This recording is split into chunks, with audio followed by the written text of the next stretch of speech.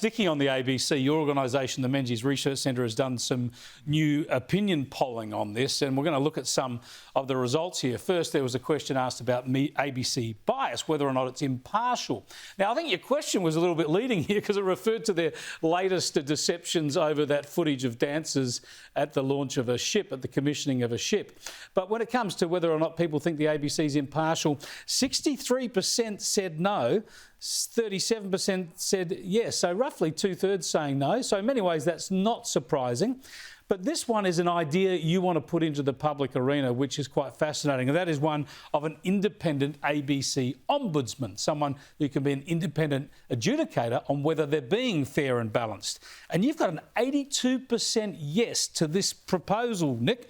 Does this mean the government needs to look at it? I think it'd be well worth looking at. I mean, we know that ABC complaints are handled very badly and all handled internally, of course, and more often than not, they come out in favour of the ABC. But look, that doesn't happen with your mobile phone, for instance, right? If you've got a complaint about your phone company, you can go to the independent ombudsman for the telecoms industry. And so I think it's a good principle. But I was really surprised when you asked people, 82% say yes, there should be an ombudsman. And that covers 81%, I think, of Labor voters. Even a majority of Green voters think it's a good idea. So it's completely uncontroversial. It's in line with what we do everywhere else.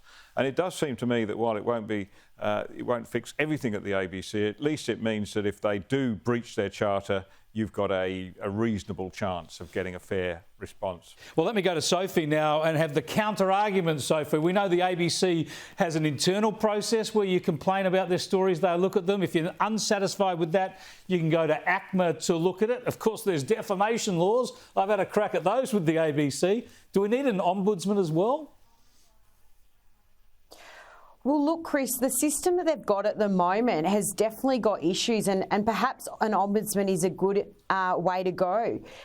You know, for instance, this week there was a story regarding JobKeeper payments and reporting that was not correct. It took nearly 3 months for the record to be corrected and that to be made public. And that is a long time for reports to be incorrect and not fixed for 3 months. So there's some issues internally that clearly these problems are not being sorted out and resolved quickly. Yeah, that's a good point. That was a telling example this week, wasn't it, Nick, when the ABC took so long to correct something that was absolutely untrue. And, of course, defamation laws, it costs so much. People can't rely on that. If there's something that is wrong, they should correct it clearly and, importantly, quickly. Quickly, yeah. So that it doesn't stand on the record for too long. I mean, I think if you look at other processes, I mean, newspapers have got the Press Council. That's an independent body that they themselves fund. You get no influence over how they judge.